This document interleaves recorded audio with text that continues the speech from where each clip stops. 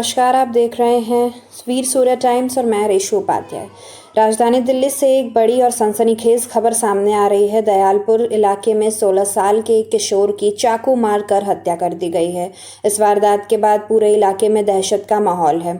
आपको बता दें कि मामला दयालपुर क्षेत्र का है, जहां 25 मार्च को एक 16 वर्षीय किशोर पर चाकू से हमला किया गया। गंभीर हालात में उसे अस्पताल ले जाया गया, लेकिन डॉक्टरों ने उसे मृत घोषित कर दिया। इतना ही नहीं, पुलिस ने इस मामले में कार्यवाही करते हुए 13 से 17 साल के 3 नाबालिग आरोपियों को हिरासत में ले लिया है।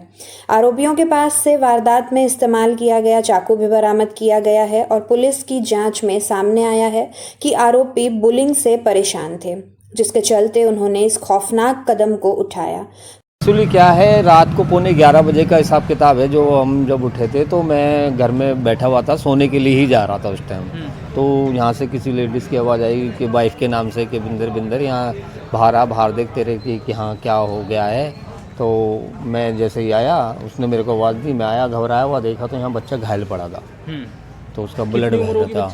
बच्चा कोई 14-15 साल का ही होगा, बहुत छोटा सा बच्चा था। देख के हमें दुख भी हुआ कि भाई छोटा सा बच्चा, बताओ ऐसे कैसे वारदात कोई कर गया एकदम से। अब गले के भी कुछ लोग आ गए, तो हमने उसके जो ब्लड जहाँ से बह रहा था, अपने घर में से कपड़ा वपड़ा ला के उसको कोशिश की। तुरंत हमने कॉल की कि भाई जितनी जल्दी हो जाए उतनी जल्दी बच्चा भी बच जाएगा और काम भी हो जाएगा।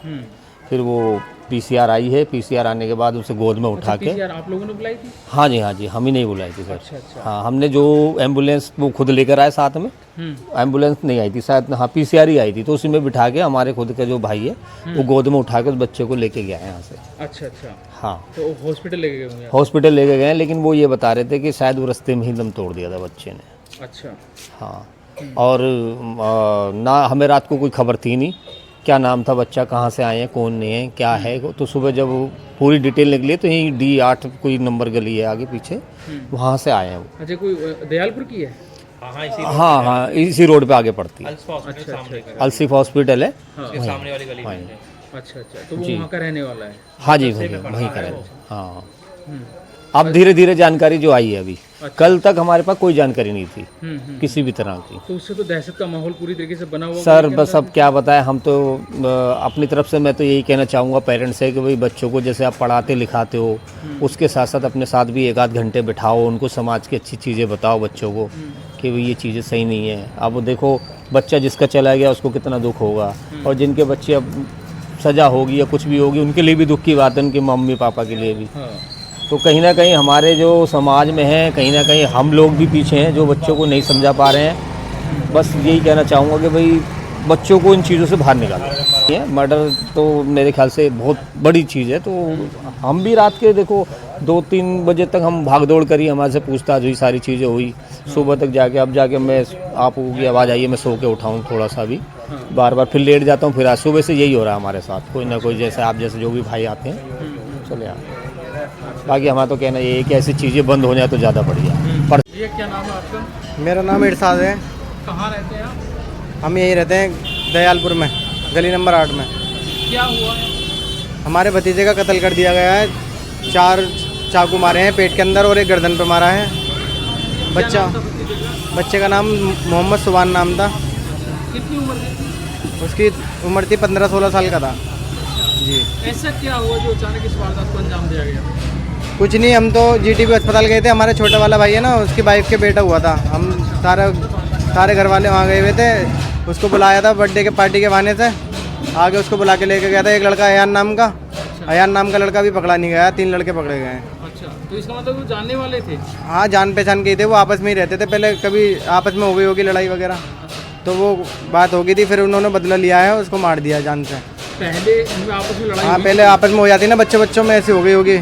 अब उन्होंने चाकू वाकू मार दिए, जान से मार दिए एक तरीके से। अच्छा। बताया जा रहा है इस पर कुछ झगड़ा भी होता उनका आपस में? हाँ, हुआ था, मैं वही तो बता रहा हूँ आपको।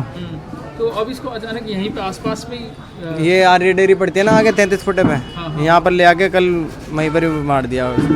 अच्छा जी। तो इसकी जानकारी दी पुलिस को आपने? पुलिस वाले ने हमें जानकारी दी थी, हम तो सारे वहाँ थे ना। हमें खुद रात को 2 बजे पता लगा है क्या बात हुई क्या नहीं हुई। अब तक क्या कार्रवाई हुई है इसमें? कार्रवाई क्या, 3 बच्चों को पकड़ा रखा है। वो अपने आप मतलब चले गए हैं कि हमें सज़ा कम मिले, लेकिन ऐसा नहीं होना चाहिए। प्रशासन से मैं ये कहना चाहता हूँ उनको ज़्यादा से ज़्यादा सज़ा मिलनी चाहिए। और हमारे मुस्तफ़ा का माहौल बहुत ख़राब हो चुका है। छोटे छोटे बच्चे मर्डर कर रहे हैं, कोई डर खौफ नहीं है। अगर उनको सज़ा नहीं मिली तो फिर आगे ये जितने भी बच्चे खड़े हैं ना, ये छोटे छोटे, ये भी ऐसे करने लग जाएंगे सारे, कितने भाई एक दूसरे को देख। आपके भतीजे को कितने भाई थे? हमारे भतीजे के दो भतीजी हैं और ये सबसे बड़ा बेटा था और एक छोटा भाई है।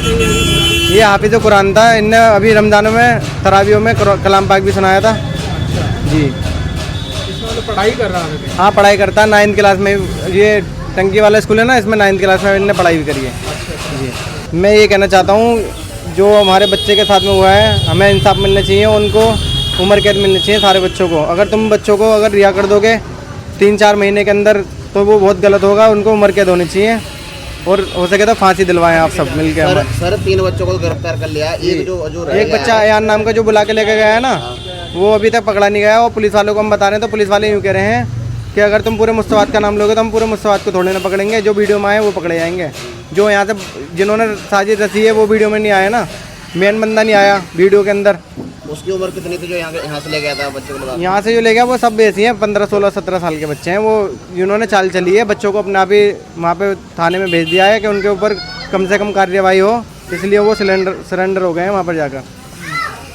लेकिन ऐसा नहीं होना चाहिए। आप सब हमारा साथ दो और प्रशासन से कहो कि उनको सज़ा होनी चाहिए लंबी से लंबी। मेरा नाम अब्दुल अजीम है। मैं चांद वारदात हुई है, इसमें किस तरीके से देखा है आप? मैं इस वारदात को नहीं, लगातार जो नॉर्थ ईस्ट दिल्ली में लगातार ये वारदातें हो रही है। अभी कुछ दिन पहले, ईद से पहले, नूर इलाही में 18 साल के व्यक्ति के चाकू से मारा गया। उससे पहले सिलमपुर, नूर इलाही, चांदबाग, लगातार घटना हो रही है। तो मुझे समझ में नहीं आता कि दिल्ली पुलिस जो है तो किस तरीके से काम ले रही है। कानून ऐसा लाना चाहिए कि लोगों में खौफ पैदा होगा तभी क्राइम कम होगा। अब पुलिस प्रशासन से हम उम्मीद करते हैं कि हमारी सुरक्षा करेगी। अब बताइए, मासूम बच्चे का, मेरा दोस्त है इरशाद, उनके भतीजे थे, उसकी उम्र क्या है, खेलने को जो मारने वाले भी नाबालिग, मतलब 17-18 साल की इतनी उम्र में जिनके हाथ में कलम होनी चाहिए, उनके हाथ में बताइए हथियार। तो क्या चल रहा है, मुझे तो समझ में नहीं आया। तो मेरे दिल्ली पुलिस के जो आला अधिकारी है, DCP साहब है नॉर्थ ईस्ट दिल्ली के लामत जी, और DIG साहब है, उनसे रिक्वेस्ट है कि थोड़ा नॉर्थ ईस्ट दिल्ली में जो लगातार क्राइम बढ़ रहा है उस पर ध्यान दीजिए।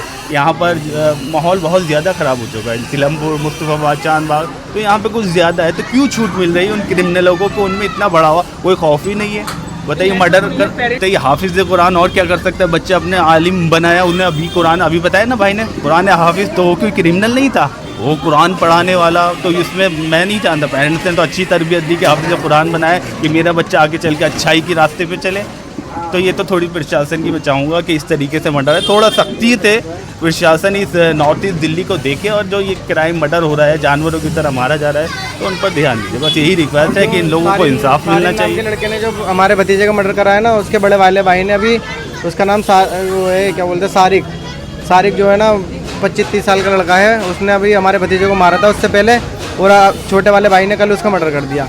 बड़े वाले भाई को अभी पकड़ा नहीं गया है। हम उसके घर पे गए थे तो उसके घर वाले हम पे और हमला करने के लिए तैयार थे सारे के सारे। वो कहाँ रहते हैं? वो गली नंबर 18/4 में रहते हैं। और उनके अब्बा थे, एक उनके दादा थे, पता नहीं कौन थे, वो हमारे ऊपर कुल्हाड़ी लेके आए थे।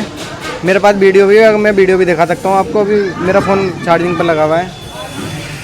उनका घर का व्यवहार अच्छा नहीं है, और उससे पहले भी एक मर्डर कर चुके हैं। वो एक D1 में मर्डर हुआ था, तो 3 महीने के अंदर बेल हो गई थी। तो उस लड़के ने सबको भड़काया है कि कुछ नहीं होता है, पुलिस वाले कुछ नहीं कहते, 3 महीने के अंदर बेल हो जाती है, मर्डर मारो जितने मारे जाएँ। इसीलिए तो क्राइम बढ़ रहा है ना भाई। क्या होगा अब? ये बच्चा खड़ा हुआ है, अगर ये बच्चे को पता लग जाएगा 3 महीने में मैं आ जाऊँगा, पुलिस वाले कुछ कहेंगे नहीं मुझसे, तो ये भी मर्डर कर देगा। एक तो इतना बड़ा बच्चा है उसमें, उनने कुछ भी नहीं देखा अभी। तो हमारी दिल्ली सरकार जो इस टाइम BJP की है, हमारी मुख्यमंत्री रेखा गुप्ता जी से भी अपील है ख़ास तौर से कि वो थोड़ा सा ध्यान दीजिए, ऐसा कानून लाइए कि लोगों में खौफ पैदा हो, कि क्राइम करने से पहले सोचे। जिस तरीके से यूपी में एक्शन हुआ है, इसी तरीके से दिल्ली में जो क्रिमिनल है उन्हें बख्शा नहीं जाए। बस यही रिक्वेस्ट है।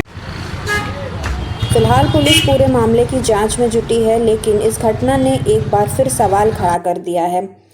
क्या नाबालिगों में बढ़ती हिंसा समाज के लिए बड़ा खतरा बनती जा रही है?